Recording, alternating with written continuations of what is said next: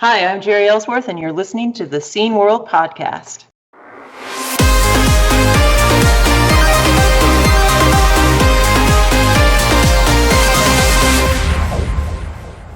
Hello, welcome to the Scene World Podcast.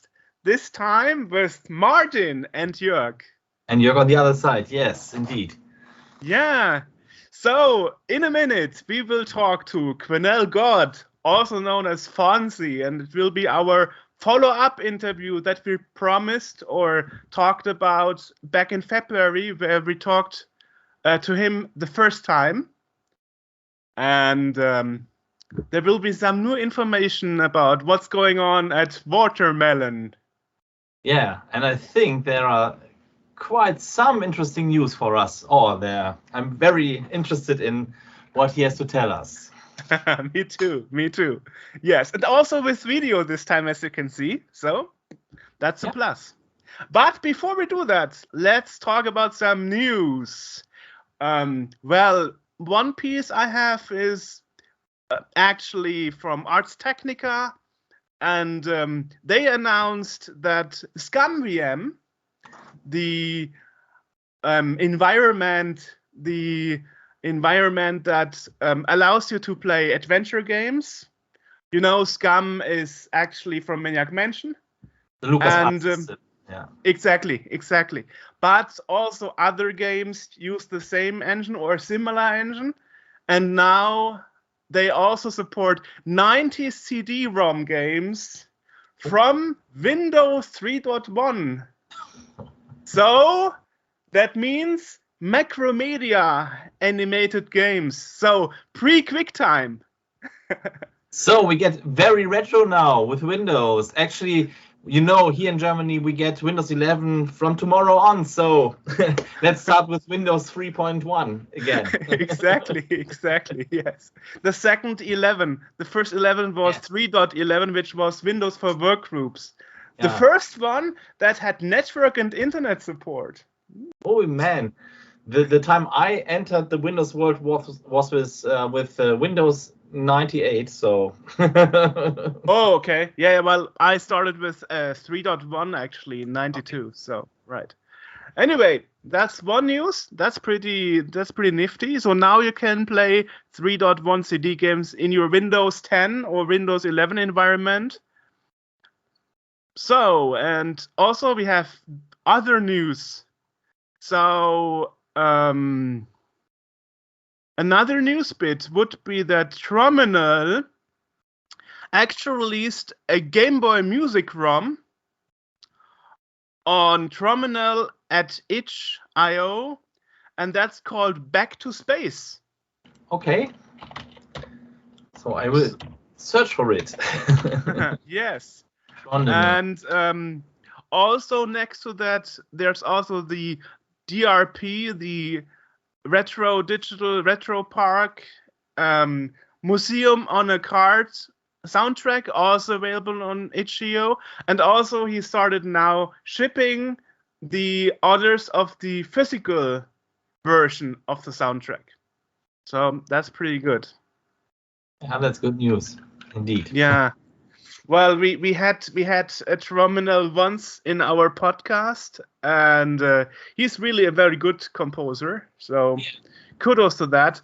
And at the moment there are a lot of Game Boy albums being released. I mean, just in September we had Remute's a Game Boy album, who's also our PR guy.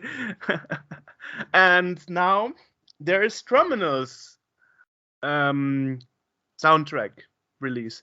And also he announced another album. So pretty much going on the Game Boy side. Yes.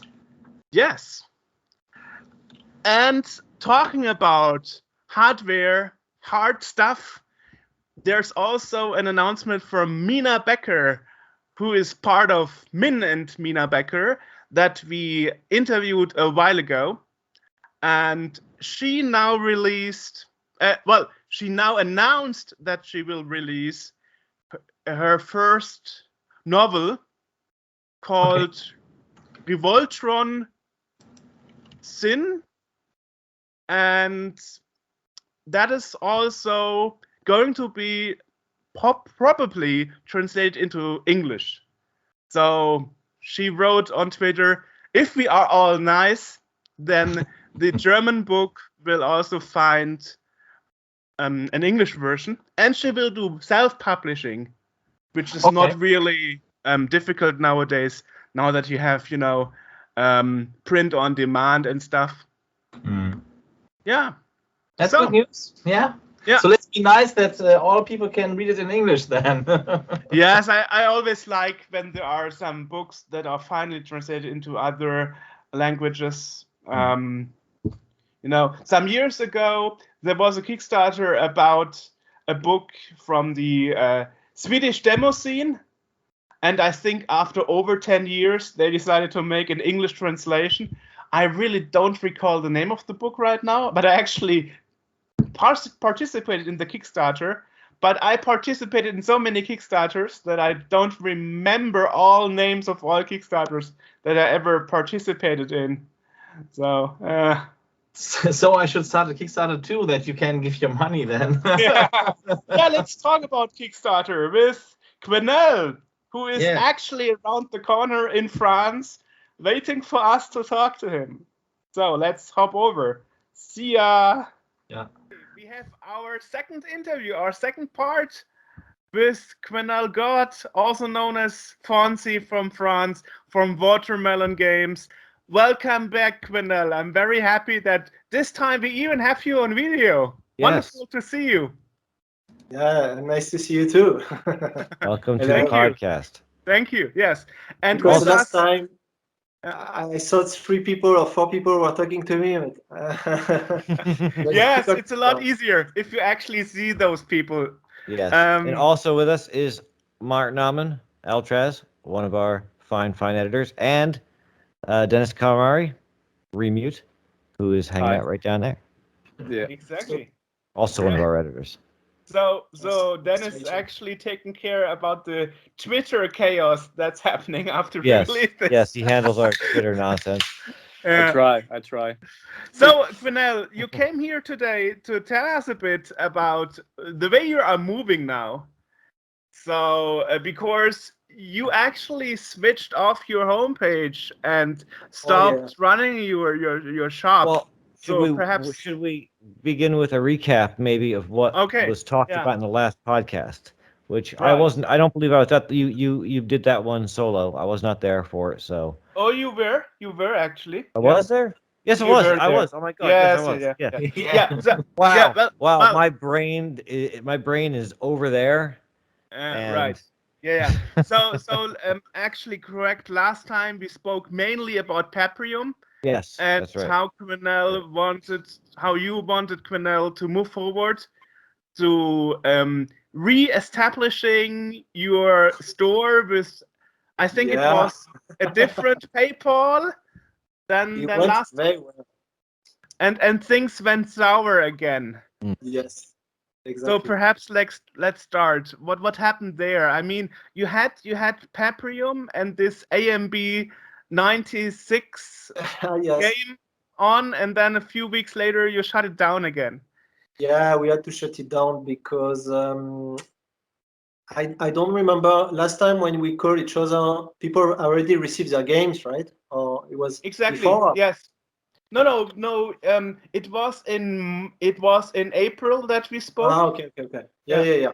So basically, the game has had many delays, but when we finally shipped everything in this last December, we start taking order for people who missed the game, so they could order, and we were planning to deliver the game to them in April, earlier this year in April. Yeah. But the thing is, there have been a lot of people don't want this to happen, and we have been under crazy amount of very sick people who made everything go wrong and destroy our website. I mean, they didn't hack anything. They just make a lot of fake orders and things like this. And in the end, we got our new PayPal account locked, and and and it's been locked forever, because PayPal know how to do. So in the end, we thought we could still make it, we could still explain, and we could still figure out a way, but there is no way out of these things. So whatever we were doing, people try to do bad things. So it became impossible to sell anything, and whenever we were trying anything, people would immediately try to fuck things up. So in the end, I decided that we were still going to be fine for April, but I decided that I would have to borrow more money, and then it would be too risky. And then I was thinking maybe eventually PayPal will move, but nothing happened for the next 6 months. And in the end, I would say I don't want to borrow any more money to ship games to people, so I decided to shut down the website because there is no way we can sell anything online anymore, because whatever we are going to do, people are going to trash it. So we decided to change something. We are going to, that's why I changed the homepage. We are going to recover money from a digital version of the game. So we are porting the game to PS4 or Switch and Steam, but we are going to do a Kickstarter about it. At least we are going to do crowdfunding, because obviously we are going to try the Kickstarter, but I have the feeling that people are going to trash the Kickstarter, so we will see. But people are, unfortunately, there is a couple of people who didn't receive their games yet, and I cannot borrow more money to ship to them. So I'm going to make sure that they get the game before the people who order for PS4 or Switch or something. I keep my word that they will get their game before, but it will take more time now. So we don't know. We don't know yet. It depends how the Kickstarter will be successful, how much people will want to get the game on the HD platform, because it's not easy. Because, for example, the rating of the game is very bad. Like a lot of people put fake rating on the game and things like this. So it's not really exciting to buy something that everybody tells you it's a shitty game. Everybody tells you the game is buggy. Everybody tells you I'm a crook and I steal people money. A lot of people are going to think twice about buying a digital copy of the game. So I'm still thinking we are going to go through, but it's not going to be easy. So that's why I'd say step by step. I don't want to make anything rushed, and I want to have everything secure 100% before we make any announcement, because the problem is that it's been very fashionable lately that I mean, we cannot trust anybody. A lot of people are trying to get watermelon down. So yeah, an interesting thing is, we cannot trust anybody. Even people we work with, cannot trust anybody. So it's very sad, but it's a way to do it. Otherwise, we can just stop and quit. But I'm not quitting on anything, and people are going to get their games, and I think it's a good game. I mean, it's maybe not the best game, but I think it's a good game for Sega Genesis. And yes, and what's crazy is that the more delays, the more bad things happen, the more trouble it gets. Like people complain about the game having delay, but it's the same thing. It's like, why you would try to mess with us and then complain at the same time that you don't get your game. Right. A lot of people are like this. I don't know. It's an interesting thing in that we've spoken to people who whose games have gotten less than stellar reviews, or who have had some controversy surrounding them. A lot of them just kind of pack it in and storm off, and you're not taking that approach. You're pushing through, and because most of the bad reviews are not from people that are genuine. They're yeah, it could be yes. I have little understanding that the game would get I'd say it's not the best game of 2021. That's sure.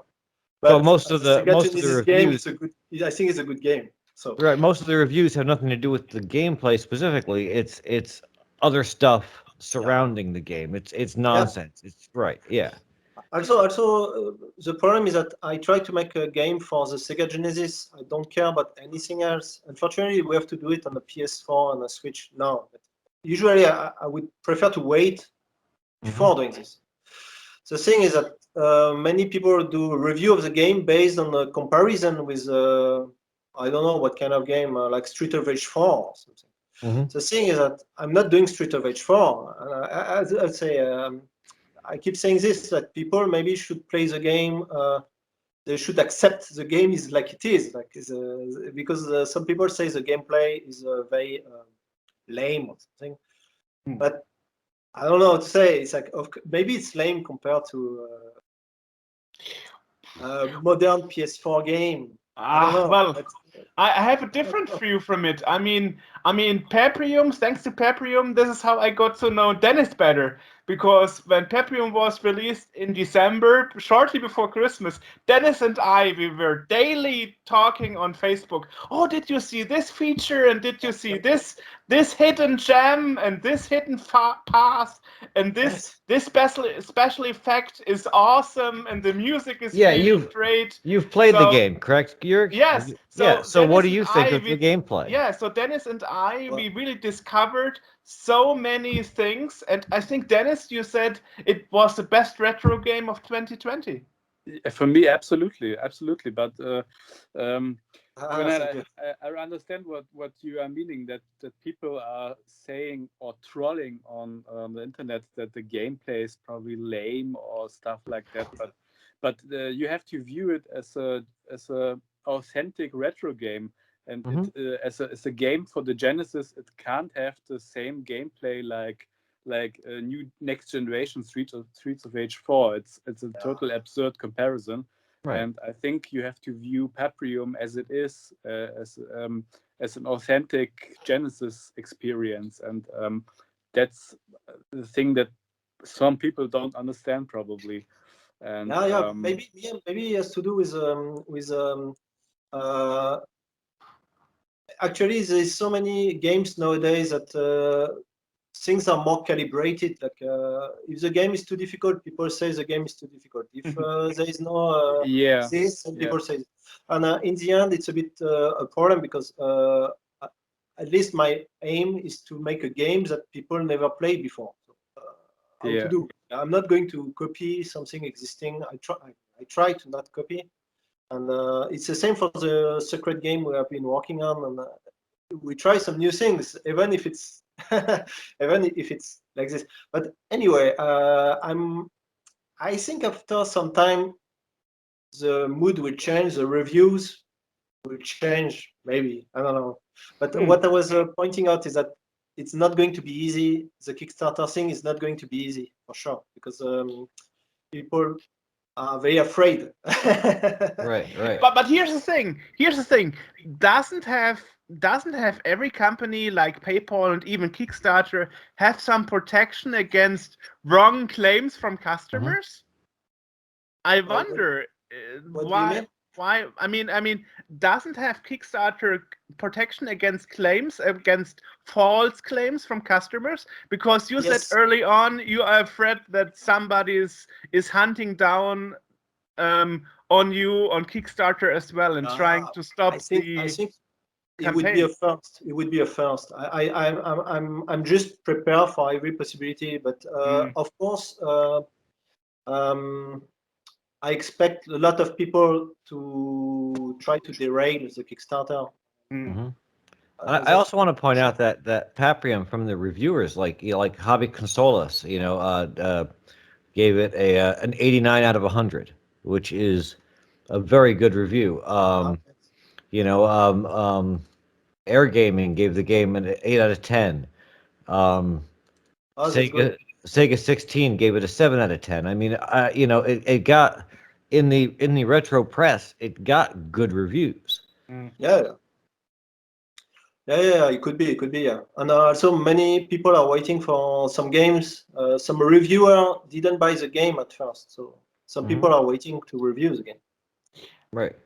So, I cannot make exception.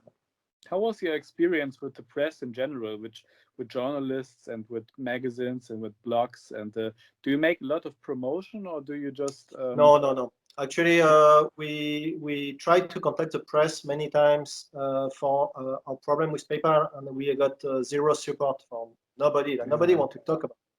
And the thing is, even the YouTubers, very famous YouTubers we work with before, they don't want to talk about it. They say it's too risky, it's too fishy. I'm going to lose. I'm going to lose. Like I can't. Many people are. I'd say they talk bold when everything is fine, but when something is wrong, they don't want to be involved with. And, it's very sad. I see. We contact maybe a lot of YouTubers and press about our issues, and we got zero. Like there is only you, maybe you and two other people doing things. Well, I mean, of course, the reason why we are doing is a bit because, as I said, Dennis has the game, I have the game, and Martin, perhaps Martin, you can share your experience, because I'm talking to Martin about it a lot, and every time he tried to order his copy, the website was down. Yeah. So it's very crazy because we were supposed to. Yeah. Sorry. So Martin, I mean, from your perspective, I remember every time you wanted to order the game, when you had the money, you couldn't, right? Yeah, sure. Yeah. So I would love to give you my money for the Kickstarter, because I added now a Switch to my household. I don't have a PS4, but I have a Switch for my kids, and I also play a lot of retro games on the Switch, like Outrun, for example. And I think it's quite nice to play all these games on this modern hardware, and I would love to have it on my Switch. Actually, I would definitely buy it, because I think what I saw from Paprium was superior. It is a superior game, not only because it's on the Genesis. It's a good game. And I have another friends who also have the copy of the game for the Genesis, and they really, really love the game. Besides all that happened with your story, and that's not the thing. It's a good game. Yeah. Okay. Thanks. But for the Switch, we try to we work on a special way to I'd say to have a CRT TV effect on the game. Because the problem is that if you just put the game on an emulator or something, it will show a very flat picture with very the color are not correct, and you can do a scan line effect filter, but this is not saving the game. When you play the game on a CRT, there's a lot of glowing and things. True. So we work on this, and Right. I will show it shortly. I want to have the game when you play it on a flat screen that looks good. The only thing we cannot fix is latency. The problem is that the game plays much faster on the original Sega on the CRT, unfortunately, because there is no way to reduce the input lag on the Switch. So we change a bit the gameplay to reduce by 1 frame the inputs, but you cannot do more. So it's a bit of a challenge. And also, if you want to play online with your friends, this is something we didn't solve yet, because we have to decide, do you want to play with your friends at your home? Then we can ensure everything will be fine. You can do everything with the game with your friend on the same screen. Yeah. The thing is that when you play online and the game is 60 frame per second, and then you got to decide what you do with the gameplay. Right. And a lot of games are faking it. It's like you see your friend on the screen, but it's not really a frame perfect. It's some ghost. So we got to decide this, if we do it hardcore, everything perfect, or if we find other modes to play online with your friends. We don't know yet. This is interesting. I understand this could be a down let's say down some people because everybody wants to play online now, but we can do it. But is the experience going to be as good as playing with your friend on the same room? Maybe not.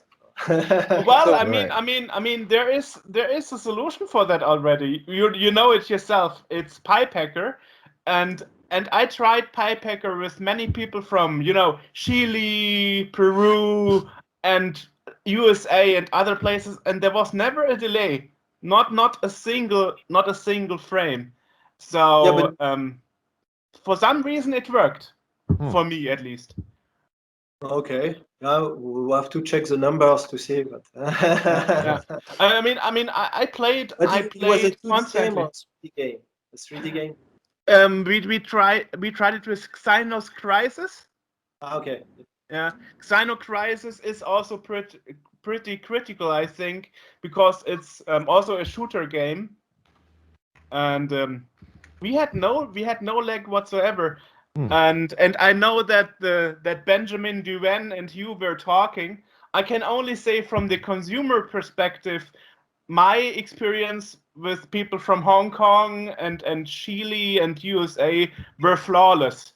I was asking them, and do you have any input lag on your side? No, everything is perfect. Yeah, I have to see. and you can ask HJ. I'm very critical when it comes to stutter and. Oh yes. But if the ping is lower than 16 milliseconds, it's possible. Yeah. So I can only say from my point of view, they got it worked out somehow.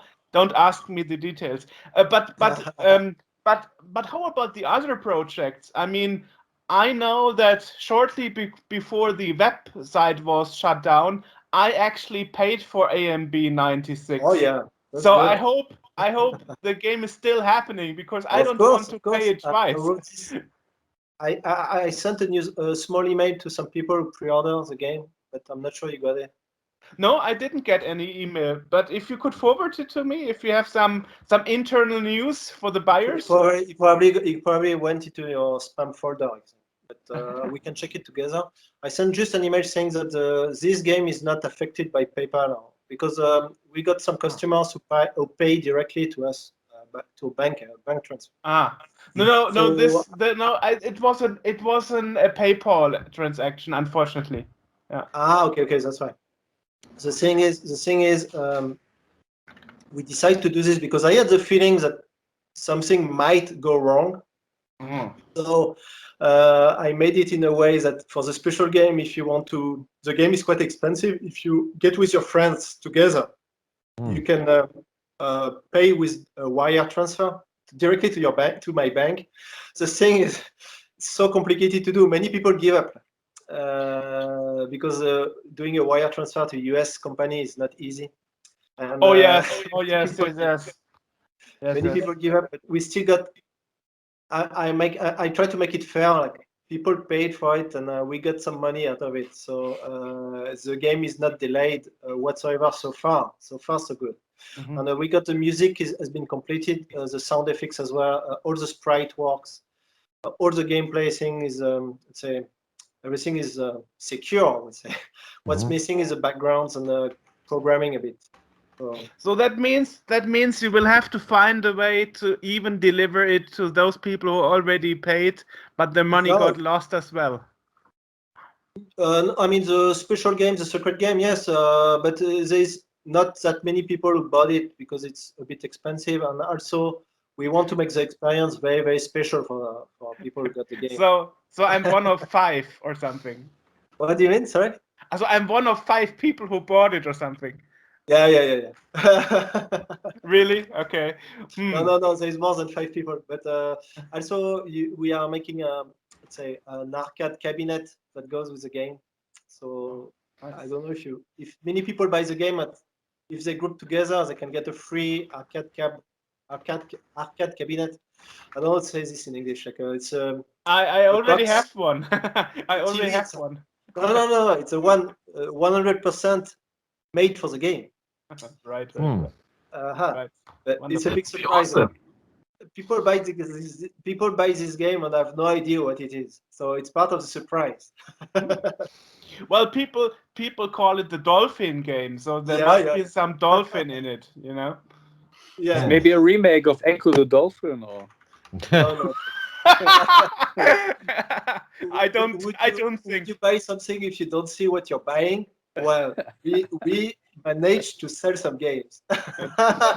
Oh, you got some? No. Cool. So I have a question. You mentioned already probably. Is the Paprium port based on emulation, or are you just reprogramming it on the whole? Yes. It's I'd say a port. It's not emulation because there is no way to give justice with emulation because how to say we have a special hardware and also for the sound. So also the emulation we cannot. I don't think you can have a wide screen. But the way we program the game, you can change to widescreen if you want. Also on emulation, there is no way we can simulate a CRT screen. No way. So the way we are doing it, it's the same code as the original game, just that it's ported to modern system. The same thing. It's I'd say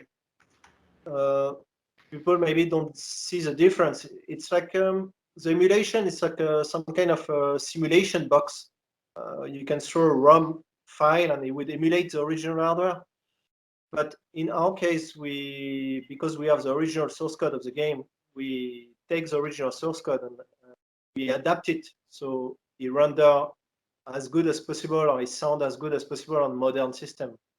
But Cool. We keep all the limitation of the original Sega hardware for the sake of it, but with a few changes here and there. We are not making a 3D game. We are not making a 3D game. I see. It's an original game. It's original. Cool. So before this interview, we actually spoke a couple of times on the phone, and you told me that you found a way to make a update on Paprium cartridge for the compatibility. Yes. And perhaps tell me about that, because I'm waiting to make my game running on my version 1 of my Mega Drive. Yes. Many people ask this online. At least we got not many customers asking to us on our customer support, but many people ask online. So I think there's some problem with that. It's a serious problem, and I have to confirm. How to say it should be fine, but I don't want to give something and then I don't want to tell anything until I'm 100% sure people can do it at home themselves. So that's the only point. I'm not sure if people have to return their cartridge to some service point or if they can do it themselves. That's the thing I need to confirm, but I will not hide that the last couple of months have been very tough, and how to say, I have to decide on which thing I focus. And, my main focus was to not get bankrupt, mostly. So. Of course, yeah. But it's nice to hear that at least you found a way that you can update the cartridge, even though you don't know yet if people can do it at home or if you have to send it in. Because a lot of people said, like, if I have to send it in, I'd rather don't. What if the postal service loses it? Oh stuff, you know? So this kind of stuff doesn't work well if the company is not in a good shape. You don't want to ship something, and because of course, if we had everything running fine, and if our shop was still running, I could have paid someone full time to do this servicing. It's no problem. Like, we can even pay for the shipping. It's not so expensive. The problem is that there is no way to do anything. Like, so I don't want to. I want to wait and see how things are going to happen. Then we can give a good service to the customers, because it's not at the moment it's not good. Like, we don't, the customer support, you have to shut it down. Like, some customers that call us on the phone, it's fine, but some people they send emails. But it's too many people make fake requests or to get free games. It takes a lot of time. People don't see that. It takes a lot of time to figure that out, and we have nobody to do the customer support at the moment. Before we you had do someone yourself.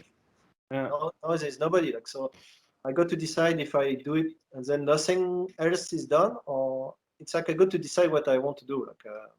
I think it's better for now that we try to solve the situation. We try to move forward, and then when things is back on track, we can fix every people's problem. But if I start handling the case one by one in a cheap way, it's not going to be good. So yeah, I'm sorry for that for the customers. Some customers are waiting and they get the parcel returned, but I keep saying that I cannot ship you back. There's no way. As I say, but I can pay. But even if you pay, I cannot ship back to you because I have so many things to pay before I got to ship your things. Right. Yeah. So the perfect solution would really be to have customers themselves just updating it over the check that is in the cartridge. If the Kickstarter goes well and if we get back on track, I can arrange a customer service, someone to contact every customer and fix this. Find a way. The biggest issue is for people who are living in the US because in Europe, maybe we can have even a center in Paris or in Germany. Some people who live around can bring their cartridge. You can fix them. But in USA, it's a very big country, so you cannot do this easily. So it has to be some shipping, or people who do it at home. So we will see. I don't want to announce anything yet because I'm very let's say I have good experience now of announcing something and then the next day it goes wrong. Yeah, we don't want to put you in a difficult situation. I understand. Yeah, but of course I'm also asking for my own interest because I'm in the same situation. And how about other projects that hasn't been updated for a long time? For example, Project N. The last update was in on the 21st of August 2014. That's like 7 years ago. Oh no. We sent some news since, but yeah, maybe you have to check with me your email because maybe you don't get the newsletter. Well, I signed up for it, but okay. Okay. Yeah, we have to check this because I sent some news. We resumed the work in December on the game. The problem is that I would say then everything went very wrong. I mean, I don't know. I don't know what to say. I think when the company get back on track, we can follow up and continue working on the game. Or I don't know. I cannot check this at the moment. I cannot. Well, I mean, what you could say is what the estimate to launch the Kickstarter, and will the Kickstarter only cover Paprium, or will it also cover not the Grand Stick or some new game? Oh yeah, the Grand Stick is the same thing. The problem is that the Grand Stick is that I'd say it's sold out. So we wanted to prepare some more for people, but the problem is that it was supposed to be in April, and then in the same time, I mean, people know the China component shortages. We have to redesign everything. Oh yeah. Everything is ready. Like the PCB, we got to receive the Grand Stick prototypes, the new one. I have except if the Kickstarter is very successful, we can offer to some people the Grand Stick again. Otherwise, I'm not taking any risk because it's very expensive, it's very big, it's very big volume, and the box is big like this, and I know, I saw it. It's huge. It's insane. So also some people reported some compatibility issues. It's a big product. It's not something you can do cheaply. So a lot of things can go wrong with this. If you don't have the finance, it's not good. but I'm thinking it could be fine if we feel the situation is back okay. If our prototypes with updated chipsets is okay, then we will propose on the Kickstarter. Our Kickstarter, we are going to make it very long, as long as we can. Maybe that 2 months. Yeah, exactly. Just wanted to so say, we can figure out in the middle of the campaign, we can figure out if people are interested in something, and we can push this, because the Grand Stick is compatible supposedly with a lot of systems, but we didn't include the cables. So that's something we need to fix. Like if someone want to play with a Neo Geo or Sega Saturn or SNES, Super Nintendo. And he called it an SNES, Jörg. You see that? Finally. Yeah. Someone that didn't call it a SNES. Playing US style, maybe. If we got to propose a new Grand Stick, I want to include the cables. So. Because otherwise it makes no sense. Nobody is going to pay something so expensive and then make their own cable and freak out. True. To damage something. True. So how are you actually planning it? Are you actually planning to make a Kickstarter for the Paprium first, perhaps the Grand Stick? And if that goes well, you do the same for Project N, another Kickstarter? No. For Project N and the Secret Game, we will see later, but we don't need to do a Kickstarter so far. Maybe we will do if just so people can buy the game, but otherwise we will not do. No need. Yeah. But how would you distribute it? Because on your homepage you write you don't want to go online shop again, and you also don't want to go to distributor to not make the game more expensive. So what's your long time plan? Actually? No, the long time is that we believe that the Paprium game is a good asset. So if we don't screw up and if the reception is good, it should be enough. So we can deliver everything, get good customer service, and those games, the Super Nintendo game, it's a game made for investor on the Magical Game Factory. So I don't owe anything to anybody else. So I'm just going to make it for the Magical Game Factory people and a few extra for people who miss it maybe. And then we will think after what to do, but step by step. Like there's no need. There's no need to do this thing. And for the Dolphin game, I want to keep it like this, a good experience. People who got it, they don't know what it's about. I will prepare a surprise. Okay, good. I will prepare a surprise. It's I'm confident some people will make some offer to us to buy more games at some point. Not sure. I'm confident because at some point people will see the game is good as well. So we'll see. And also how to say when I was talking about distributor, it's very funny because nobody wants to distribute Paprium. You know why? Nobody You're doing the distribution then on your own and touch Paprium. We had to remove it from our retailers. We had Paprium in physical shops. They had to remove it. They had to remove it from the shop. You know why? Because people are too aggressive. People want to fight with the shop owner. People want to destroy the website. So nobody wants to mess with Paprium. Okay. So you're doing the distribution now on your own. You're planning also to do physical copies of PS4 and Switch.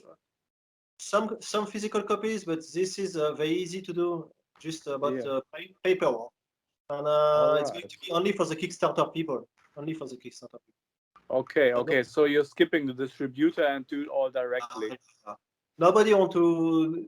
I mean, we got even in talk with supposedly the biggest physical video game seller like in US, and those guys they cannot do it. Like it's too risky for them. Like because then the haters come to their website and they get their PayPal account blocked, and then we will see who is laughing. Like because everybody saying, "Oh yeah, why only Fonzie PayPal account is blocked?" Yeah, but we have sold a lot more than anybody else. And when you have a lot of people trying to make fake orders or mess with you, then this can happen to any other website. Like you can take any website down if you have enough people to fix the online payment system. I mean, you give me 100 PayPal accounts, and I could destroy any PayPal website very easily. Wow. Okay. So yes, that sounds pretty news, but that's the thing. Sounds pretty scary, actually. Like like a kind of an endless fight with internet trolls. Yeah, they have a lot of fun, but so far they didn't do anything. I mean, they should do a game, and then we will see. Okay.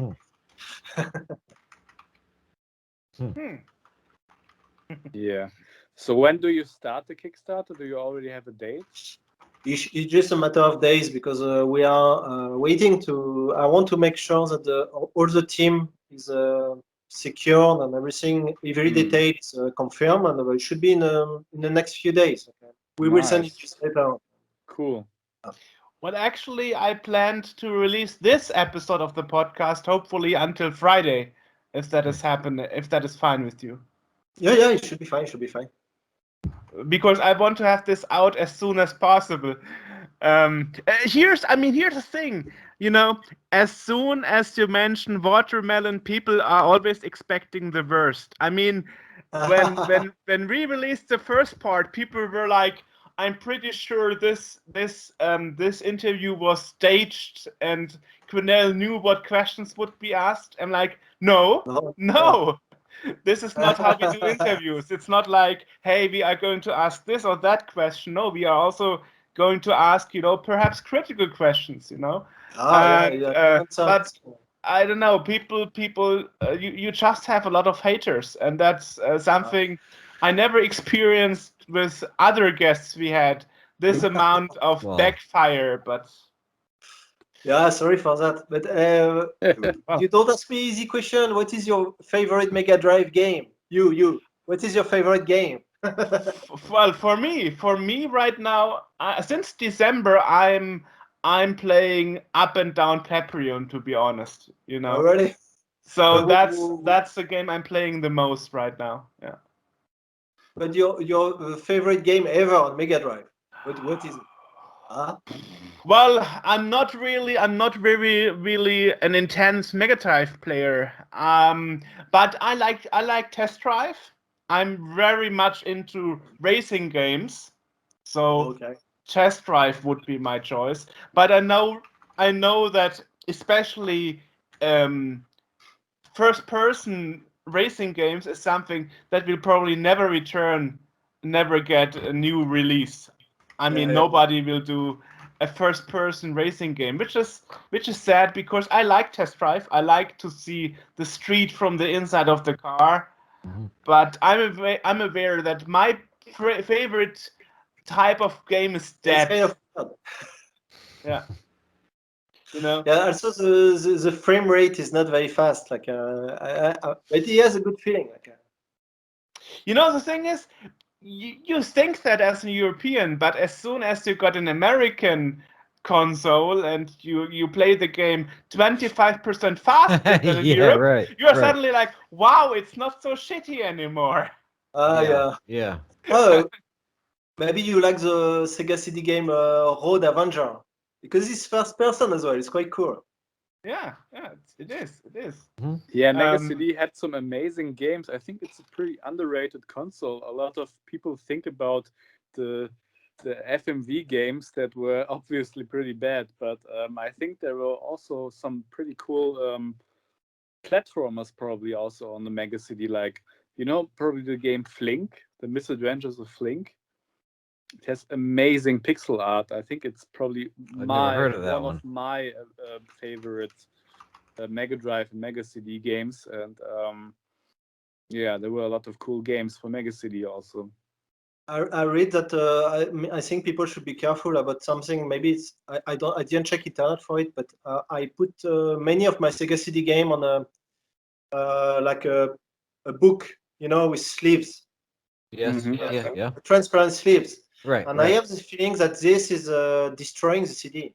Really? Yeah. Because you know what? Yeah, you're right, because I've got some that I had back when CDs and cars were a thing, and you'd have those big books in your car, and now when I go back and I found some recently, it's like they're stuck in there, like the plastic is almost melted to it. Yeah, I hadn't thought about that. The PVC is making some reaction with something, and it's so stupid that they can sell this product because they know.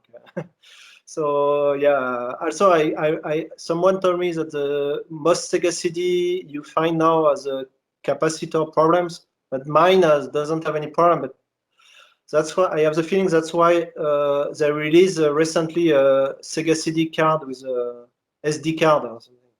It's like a, it's not the real hardware. It's like some kind of card with Yeah, a SD the card. stuff from Terra Onion, you mean? Yeah, the Mega SD. Yes. Yeah, that's a pretty good thing.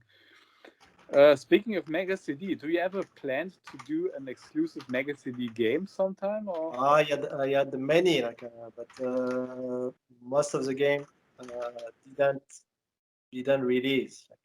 I see. Probably you should do an FMV game. Probably. Yeah. That was an FMV game. It was made in 2005.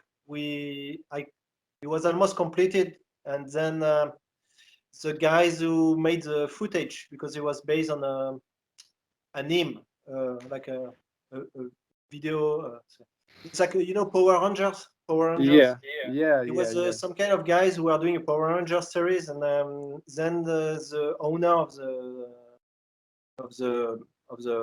guy who had the copyright of this, he changed his mind, and I have the game. Like we even made the packaging and everything. Okay. Okay, interesting. So it's not full screen. It's not full screen. It's almost full screen. Okay. Cool. Sega CD, the problem is that the memory is very small, so you cannot make a very complicated game. It could be full motion video, or you cannot make Paprium on a Sega CD. It's impossible. Oh, okay. There's no enough memory for. There's not enough memory to store the graphics, so you can only make very simple games. Interesting. Oh. Yeah, probably a all new FMV game that is actually good would be something interesting for a new Sega CD. No, you cannot make it good. You cannot make it. Yeah. It's not possible. Yeah. Good isn't allowed. Yeah, probably FMV and good is something that fit together. Never happened. Crazy. Nice. Cool. Yeah. So Fascinating. So you have other disturbing questions or technical questions or anything? I mean, Dennis, you wanted to ask some music-related questions, perhaps? Didn't you say so? Yeah. So I was really impressed with the music in the Paprium game because obviously you put a lot of effort into expanding the sound possibilities of the Mega Drive. Like you expanded the number of channels, you used a lot of samples, which I found pretty impressive. Sometimes it sounds almost like Super Nintendo music with all the reverb and stuff like that. And I think is it the part that the special hardware of the cartridge is doing the sound and yeah. Most of the cartridge was designed just to add the sound. And, we had some decompression, data decompression, real time later on. But at the beginning, it was just the sound, Interesting. And it was supposed to be hardware based, and then it's let's say it's like a sound chip, like you have on Super Nintendo, basically. You have the same on the Dreamcast. Same, it's like a sound chip with its own memory and its own CPU, so we can do whatever we want with it. So we added channels, and you say that it sounds almost like Super Nintendo. There's a lot of more power. Yeah. The Super Nintendo is pretty limited. I know that because I did one album for the Super Nintendo, and you just have to compress everything into 64K of audio RAM, and it's pretty annoying. But yes, there is no 64K limitation, and the thing is, I'd say, on the Super Nintendo, the compositor, the guy who does the music, really push to the maximum what he can do. So, but on a Paprium cartridge, there is a very little limitation. I would say you can do whatever you want within some limitations, but it's like a Sega Saturn, or you can do whatever sound you want. The thing is, on the creative scale, I'd say I don't know what you could make it. It's just about the composition to be creative and make best use of it, but you could do a CD music almost like it just it just depending on whatever the amount of time you want to spend. I see. So, do you have approximately a number of how many megabytes the music of Paprium uses on in the ROM? And probably a lot, yeah. Because no. Samples. I think it's 25% or something. Yeah. Okay. That's not a lot. Yeah, something like this. It's like the graphics, the sprite, and it's like 50%. Yeah. And the sound is like but for the Dolphin game, it's 50-50. 50 for the sound, 50 for the soundtrack. For the graphics. Okay. Yeah. Cool But the Dolphin game, we don't use a special chip. We have a special driver for the. We can make a PCM on the Sega Genesis itself. So not using the Data Meister anymore. No, it's not for the sound. We could do some, but it's I'd say it's very expensive. The finance is not good, and we really show what we could do. Paprium is like a special game that I will not do another game like this. Like, there's no way to spend that many time to do new things like this. And I have the feeling that if we do another game using the same cartridges, people are going to compare and say, "Oh." And this time we try new things. For the game with the Dolphin, we try a lot of new things, and we don't need special cartridge.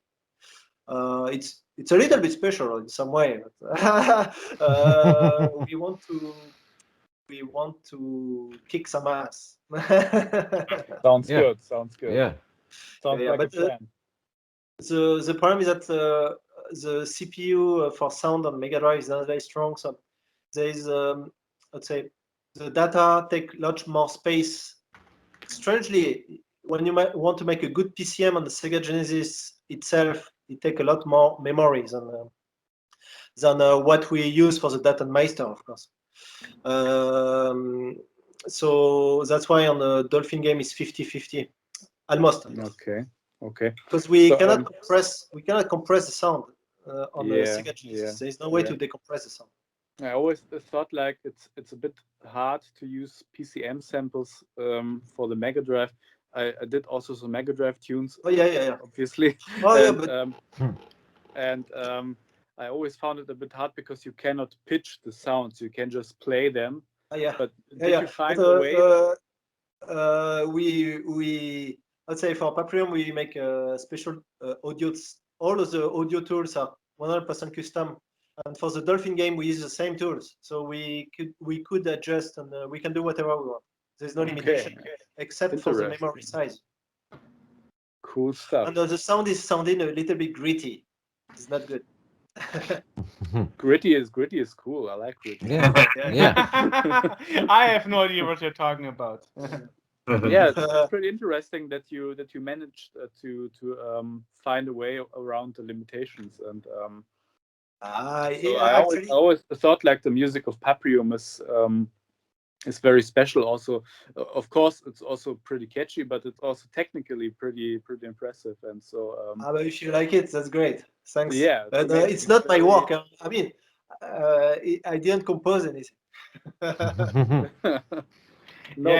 Sure. There are a lot of different themes and different genres also, and it's pretty impressive. The composer made a crazy amount of work. It's like in the game, not all the tracks are used. There is even more tracks. Like it's like we are making an original soundtrack. It doesn't even fit 3 discs. Okay. Oh man. So how to do? We got to decide if we loop all the tracks or not. Most of the original soundtracks loop 2 times each track, but Okay. we got to decide maybe. I don't know, but it's starting to get ridiculous because there's so many tracks and some tracks are not used in the final game. So they did a lot of work and it was made long time ago. Okay, nice. So 2013. when you're doing the port for the modern consoles, will it be the same music or will it be Yep. Okay, nice. Yeah, that's the thing I want to keep is that because in the original game we use the Data Meister to change the sound is changing in real time depending on what you do in the game.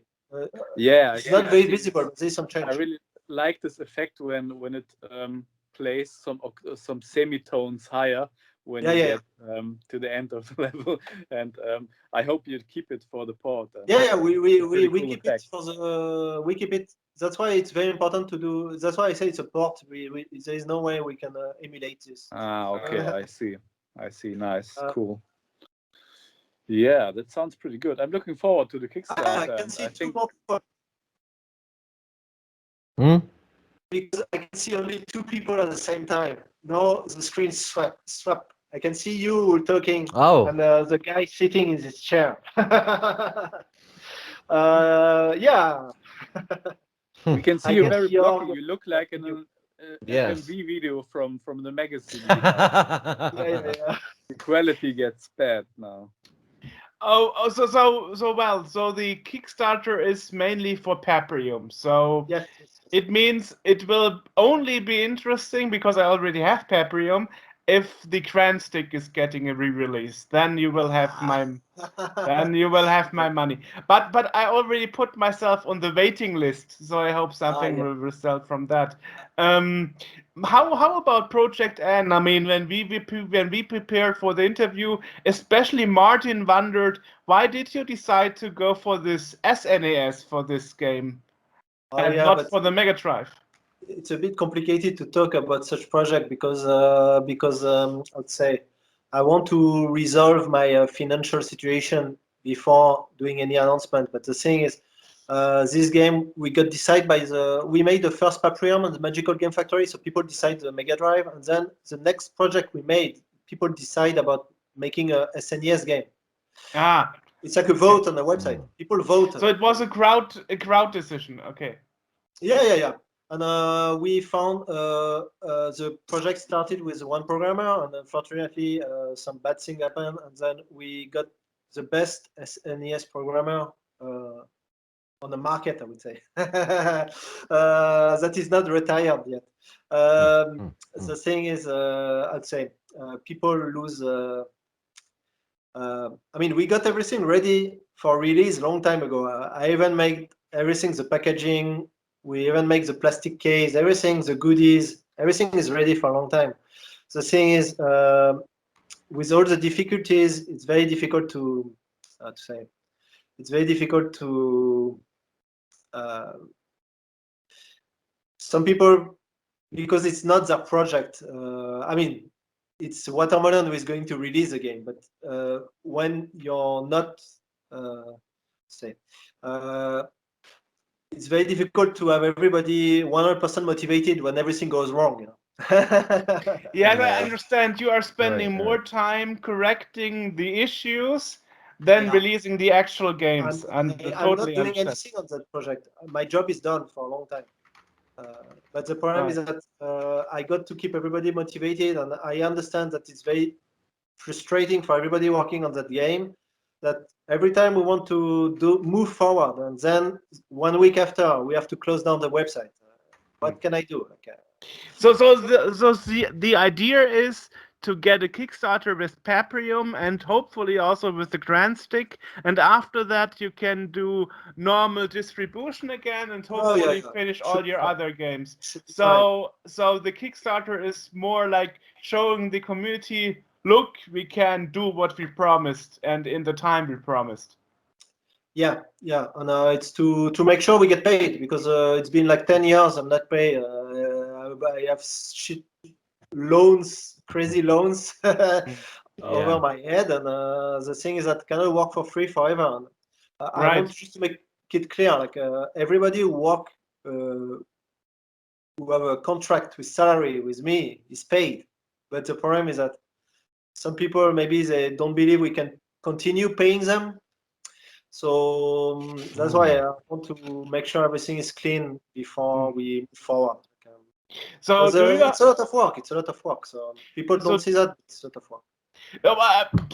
People never see how much work something is. We constantly see that ourselves. Like, hey, why don't you release stuff quicker? Because it takes time to make things good, you know? Yeah, absolutely. That's basically the thing. I totally understand.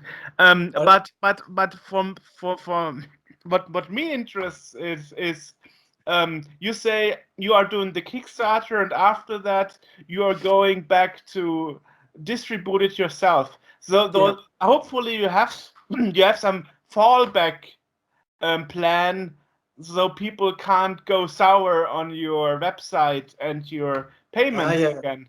But that's why I say for the games like the Game of the Dolphin and the Project N, I'm not going to take any orders. Like, I don't think so. Okay. Maybe we'll do later something, but what I'm going to do is Project N, for example. Project people N. who wait for so long their games are going to get it.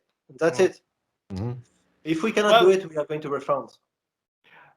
So I hope you, as I said earlier at the beginning, you give some chance for the people who miss Project N, because I totally wasn't around back in the day when the game was announced. Of course. I always try to find a way for some people who miss it to get it, but we step by step. Also, the problem is that when we start Project N, it's very impressive for the time. The game, nobody see it, but it was very impressive for the time. The problem is that maybe there is always we discussed with the programmer last December, and he decided to restart everything from scratch on the programming, because he wanted to have a game that is very impressive by today's standard. The problem is that the game has always been very good, but the problem is that the expectation of the customers is now so high that we cannot have for example, on the demo we made, the game is almost complete. Like you can play start to finish. It's just that there is a lot of small issues, and the gameplay was not maybe that fun, and also the game had a lot of slowdown. And the problem is that people, they are very angry at Paprium. Even there is no problem with Paprium, they are very angry for whatever reason. Like, so if the game on the SNES has any slowdown, you can make sure people are going to be crazy. Like, so that's why he decided to start again on the programming. But he's a very good programmer. So, but like I said, everybody is like wait and see, I guess. Everybody is wondering how I'm going to get out of this situation. Well, that's why we have this interview, to find out more, That's exactly why. Thanks again, but you understand I cannot talk too much about some confidential things. Sure. And, I don't want wrong expectations, and also like usual, when everything is fine, everything goes smooth, but when everything goes bad, many people lose faith. Right. Yeah. Yeah. Well, I mean, so when the Kickstarter is finally released, I guess Dennis will make some announcement on Twitter about it, because it will go alongside with the release of this podcast, at least. So we'll spread the word, Maximum. We'll spread the word, and of course we are also supporters of your stuff, and we hope it will run well. Yes, thanks again. Yeah. Hopefully it will be. And Martin has his chance finally to pre-order his copy of Paprium via Kickstarter. For the, I think, 4th try or something, Martin? How many tries? Yeah, must be, yeah. It was the same for Pier Solar, the Mega Drive game. I had a lot of people who every time want to buy it, it's sold out. How to do? Yeah, I think a lot of people missed it on the Mega Drive, and or Genesis, how I call it in the US, and they see the crazy prices now on eBay, like 500 euros for Paprium. 700. And they're like, I hope I get the game for a reasonable price again. And probably they will grab the PS4 or Switch versions then. And I think that's why it's a pretty good idea to port it over, because the normal buyers will then be able to buy it, and not everybody is keen to put 500 euros on the table for a game. And it's crazy. I don't know if you looked it up on eBay how it's. No, I didn't look. It's totally crazy. Like but it's very nice if you get 500, because it means there's some people who want it. Yeah, that's true. That's true. It's like a good. It's like stock market. You buy for 100 and then you sell for 500. Like... you know, the Magical Game Factory, the guy who invested into the project, they got some copies for like 40 USD, shipping included. Wow. Yeah, that's a good deal then. I lost a lot of money on this. Yeah. So bad. Probably somebody makes too much money on eBay, and just for being a trader. Or as I say, it's scalper. A scalper. Scalper is the term. Yeah. But if you want to invest some money instead of buying gold, you just call me and we can arrange something. Yeah. Paprium, not gold. Paprium is the new gold. There you go. Yeah, indeed. Invest. Just buy lots of them and bury them in the backyard, and then when civilization collapses, you can dig them up, and you've got currency. And then the cartridge is a gling gling. Oh, what the fuck? I mean, that's actually what's happening currently with the Super Mario Bros. Bubble. Super Mario Bros. Selling for $500,000 over some auction sites, and it's all a bubble that will burst in some years. I'm pretty sure about that. What's crazy is that the game has not been opened, so it could be fake. Yeah, that's true. Yeah, fake in bubble in shrink wrap. Yeah, it could be fake, because when I was maybe more than 10 years ago in China, some people were making. I met some guy who was making fake SNES games, and I can tell you he was not a Chinese guy, and I can tell you it's not bootlegs.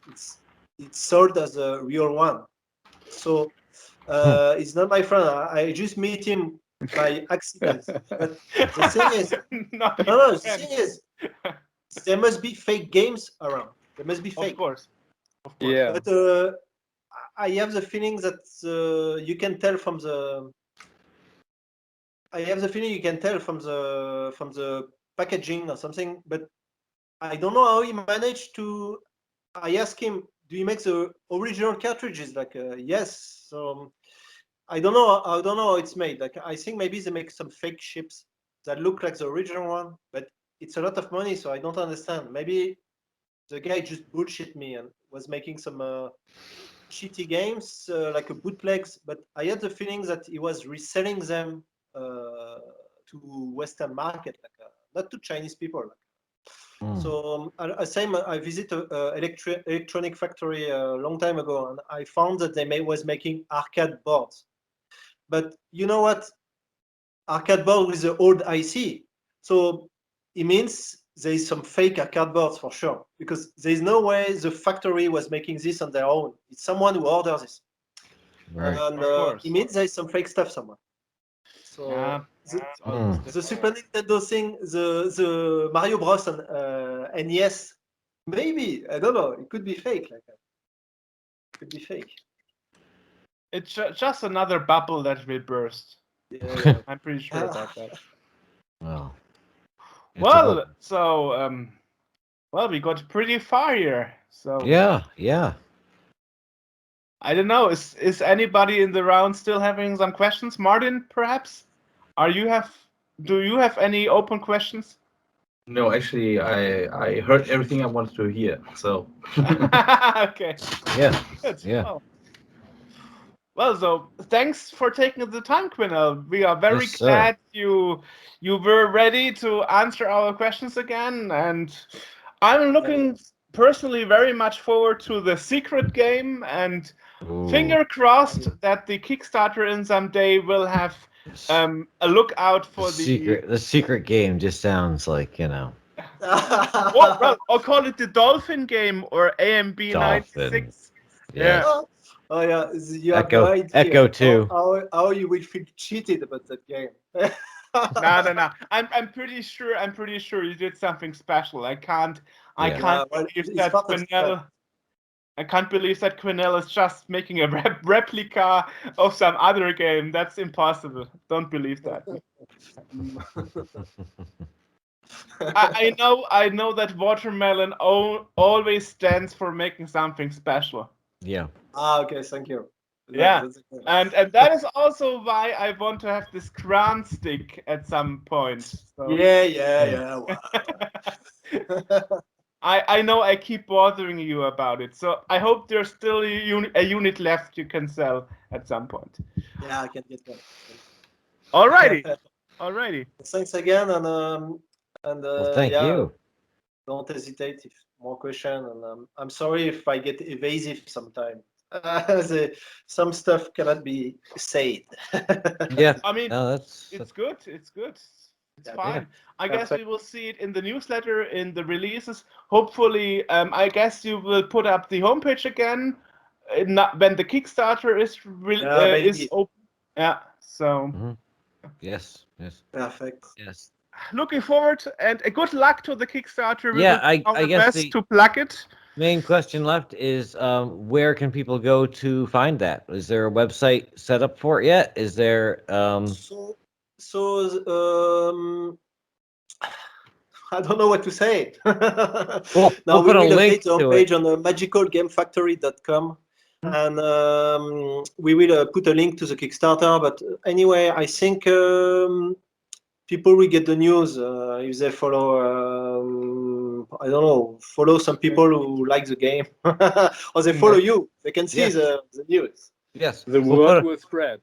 Yes, and we'll put links to everything in the podcast description below, which is I'm pointing at Martin's head, but down below that we'll put the links to everything in the podcast description so that people can click on it and download it and check it out. Awesome. Yeah. Perhaps, Gwénaël, if you can send me a little notification when you know the Kickstarter is out, so I can synchronize our podcast release, we don't release it too early. Mm-hmm. Okay. You could wait how long? Like because Kickstarter needs some time to validate the project, and maybe it can take 10 days. Huh? Yeah, that's fine for us. Yeah. Okay, cool. Okay, thanks. That's nice. Yeah, that's perfect.